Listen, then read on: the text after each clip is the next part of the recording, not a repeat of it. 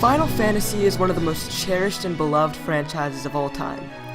Focusing on heavy story-driven plot has made Final Fantasy Square's flagship franchise, and at the same time, created our favorite gaming memories and characters. Choosing my top favorite characters was not easy, and there were many characters that deserved a spot on this top 10. But in the end, decisions and cuts were made, and I can definitely say this is the most refined list of characters in the Final Fantasy universe.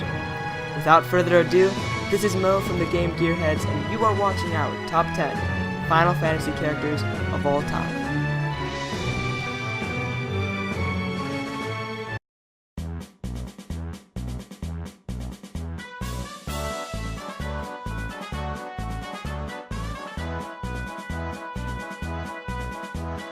Cid's inclusion on this list is purely based on the fact that you can't really have a Final Fantasy game without at least a small mention of him.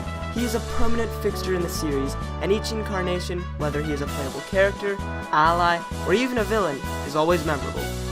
As for the best incarnation, I'll leave that one up to you, but I think it's the upcoming Final Fantasy XV's Sydney, who is the first female Cid, and probably will be the most annoying, considering her distinct southern accent that, to be honest, pisses me off, but we'll have to see if she can uphold Cid's great legacy.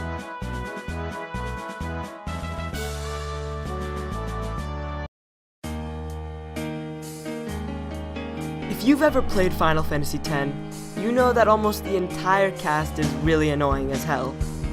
You've got that whiny bitch Tidus, you've got Wakka, who was kind of interesting I guess, and Lulu, who would pass better as a Twilight character than the Black Mage of a main series Final Fantasy game. But in the midst of all this, there was Auron, who was practically the game's saving grace, with his stern and serious personality.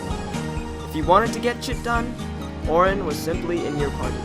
On top of that, he was also one of the coolest and had one of the coolest weapons in Final Fantasy history. The game gets especially interesting when you learn of Auron's true backstory and his incentive to play a role in the game.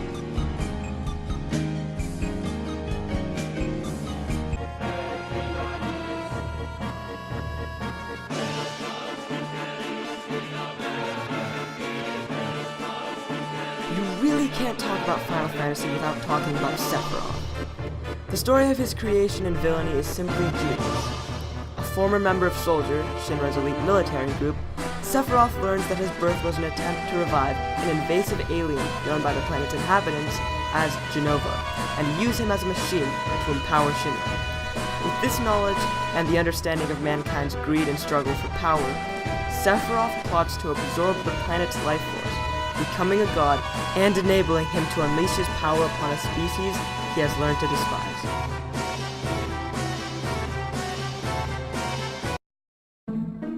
Vivi is a shy but extremely powerful magic user in Final Fantasy IX. He sports the classic Black Mage design and the ability to double cast powerful spells for his Limit Break or Trance. Besides Vivi's clear effectiveness in random encounters, his story really tugs at your heartstrings. Throughout the game, Vivi is looking for the truth about his relationship with the other Black Mages and of the world, and the discovery of what it truly means to be alive. His dialogue writing is ingenious, and his purpose in the story instantly becomes an adventure that keeps your hands firmly on the controller and your eyes glued to the TV.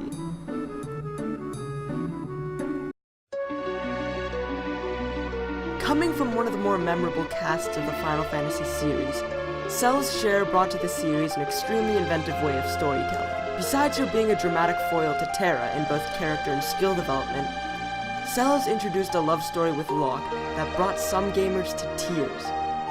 Celes was originally an official in the Gestalian Empire's army as an enhanced Magitech Knight, but soon left the Empire in favor of the rebel group known as the Returners. This introduced her to her lover Locke, whom later in the story was thought to be dead. There is a powerful moment when Celes believes there is no possible solution to her sadness than the only permanent one: death.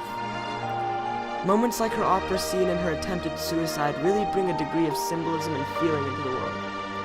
Although the characters on screen were just sprites, Celes was the one that brought out their personalities and put a noticeable amount of feeling into the characters she was with, even if they were only a few pixels large.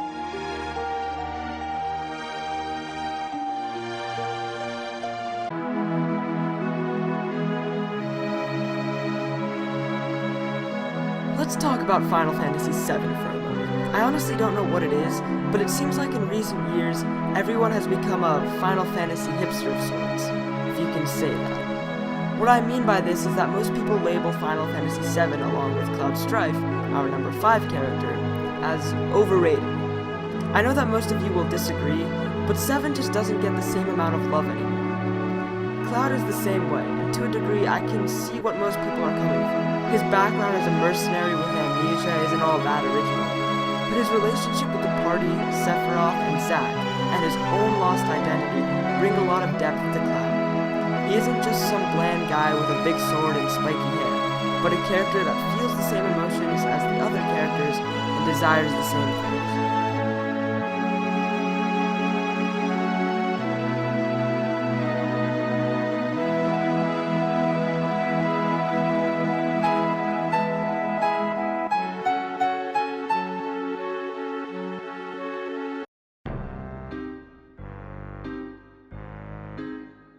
I absolutely love Steiner.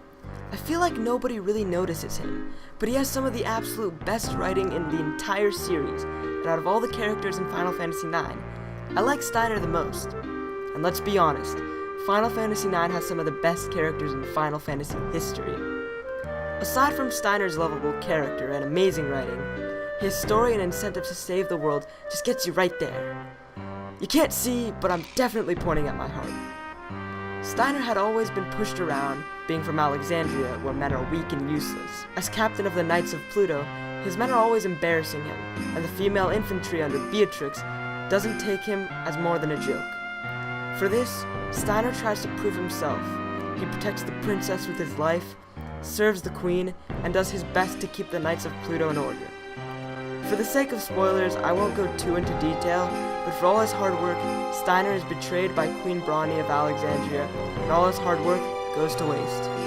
In a quest for redemption, Steiner joins your party to save the world and bring honor to his men, and most importantly, himself.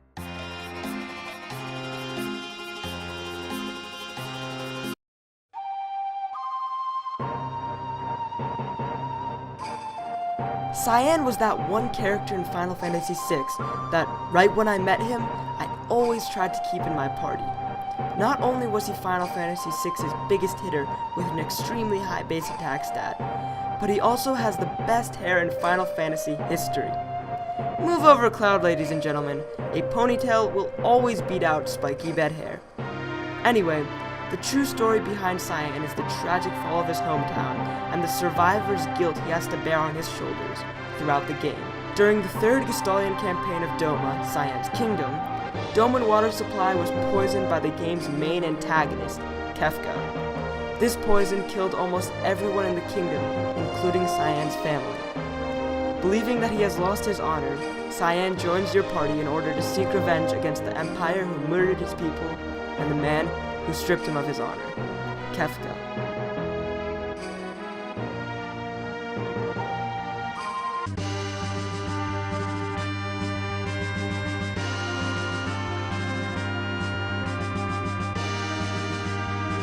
In a time when storytelling in games was kept to a minimum, Final Fantasy IV included an extremely well-written tale of redemption and a quest to save the world.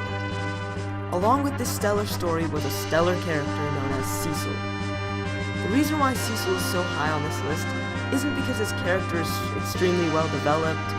In fact, it never really seemed that way to me at all. Sure, a captain seeking redemption and control of his own will is interesting, but it is mostly Cecil's contribution to gaming's storytelling scene that brought him so high on the list. Cecil was one of the first characters that gamers could connect to and understand. His story was not only intriguing, but it was also unlike anything gamers had ever seen.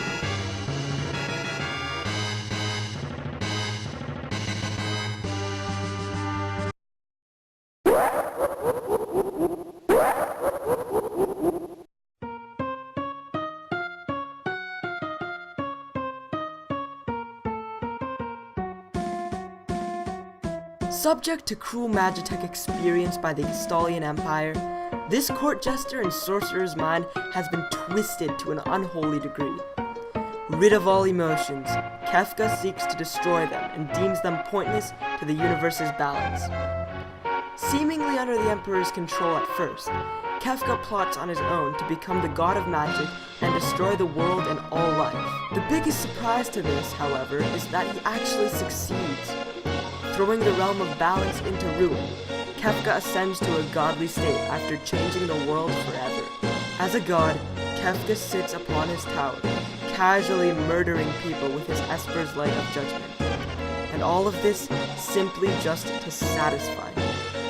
You see, Kefka frankly doesn't give a damn. He doesn't care about fame or glory, he doesn't want wealth, power, or to be praised, and he doesn't really care about his status as a god. All he really wants is to annihilate all life, love, and emotions. Concerning his role as the final boss of the game, Kefka has been declared many times as not only the greatest villain in gaming, but also the best final boss fight on the Super Nintendo. Debatable, of course. This fight brought forth the convention of having multiple phases in a boss fight, and including one of the best musical scores in gaming history. One that constantly nips at the heels of the One-Winged Angel theme from Final Fantasy VII. There is also a large extent of symbolism in this boss fight that depicts Dante's ascension from hell to heaven in Dante's Inferno, a famous book from the vernacular Renaissance period.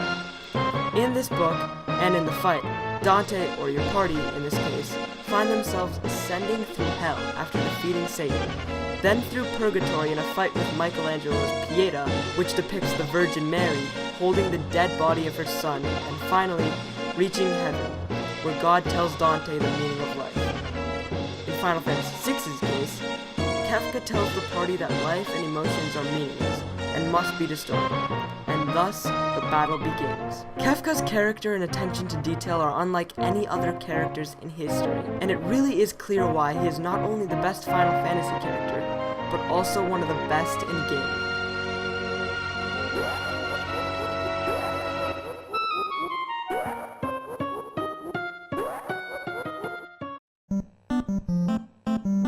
Well, now that the few Final Fantasy fans watching this want to rip my head off, why don't you guys instead direct your anger towards the comments section and say who your favorite Final Fantasy character is. And while you're at it, be sure to like and subscribe. Thank you so much for watching, and make sure you check out our other videos for some more awesome gaming content.